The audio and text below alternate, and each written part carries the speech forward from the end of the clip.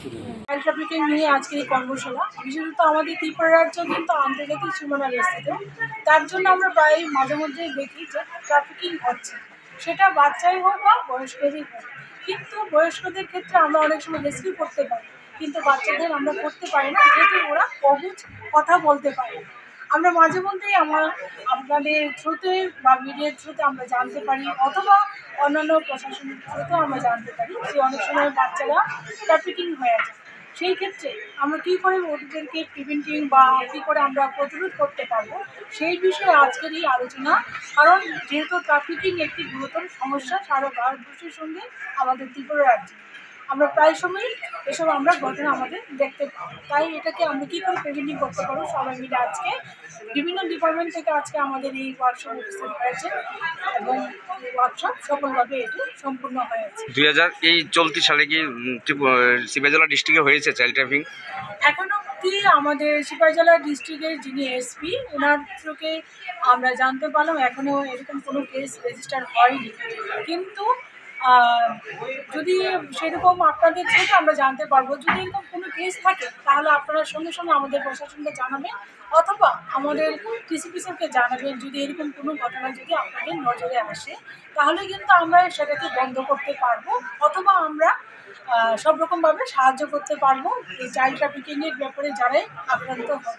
মূলত কি কারণে ম্যাডাম এই চাইল্ড ট্রাফিকিং হচ্ছে? মূলত কোন কারণটাকে আপনারা মেইন ইস্যু হিসেবে দেখছেন? ক্ষেত্রে মূলত কিন্তু অনেকগুলো কারণে আমরা দেখতে পাই। বিশেষত বাচ্চা দত্তক দেওয়ার ক্ষেত্রে আইনি ঝামেলা একটা গুরুতর সমস্যা।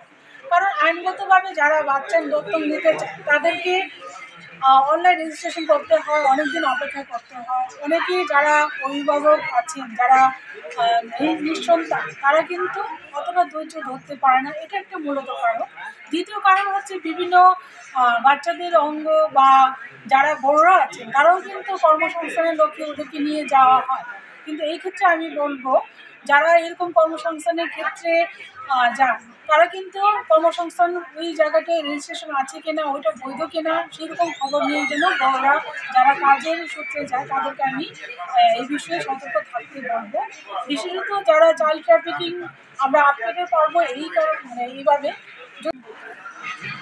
अगर रिपोर्ट ही नहीं होगी तो एक्शन होना पड़ेगा। कई लोग डरते हैं रिपोर्ट करने से। तो पहली बात तो मैं कहना चाहूँगी कि अगर कुछ ऐसे बच्चे मिसिंग है या ऐसा कोई आपको लगता है कि किसी के बच्चे मिसिंग है या आपके आसपास कुछ लगता है कि ऐसे बच्चे मिसिंग है, तो प्लीज़ रिपोर्ट करें।